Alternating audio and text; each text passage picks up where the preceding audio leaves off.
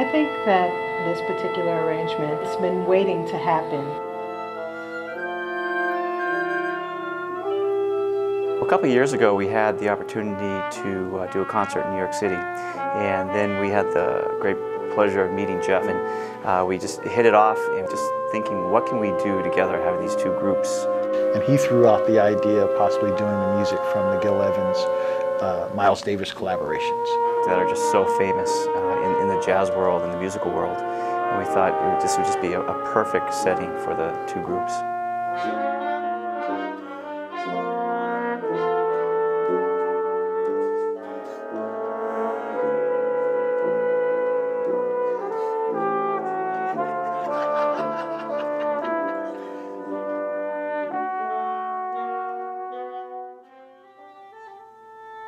The original instrumentation calls for the woodwinds and the brass.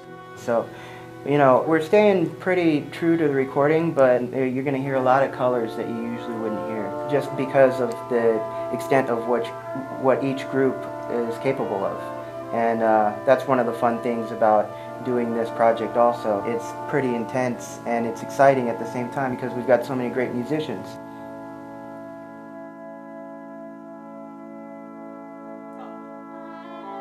Doing this particular score is really, really interesting for me in particular because I like to study the scores of Gil Evans and the way he introduces classical instruments into a traditionally jazz setting.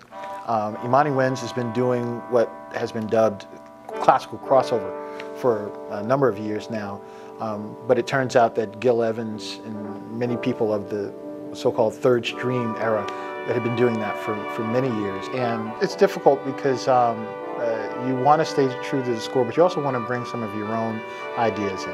And one of our ideas is to not have it be a feature for one particular instrument throughout the whole piece.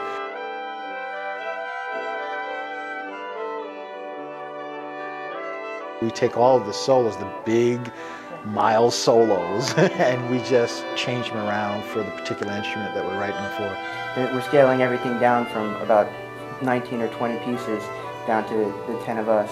Making it so that everyone gets a chance to solo. And then it's fun to have, you know, little trios here and there of like the woodwind quintet, a trio of the brass quintet, maybe some people together playing, and that makes it pretty exciting for the audience also because if they've heard the recordings, they know what to expect, and they're going to get that plus more.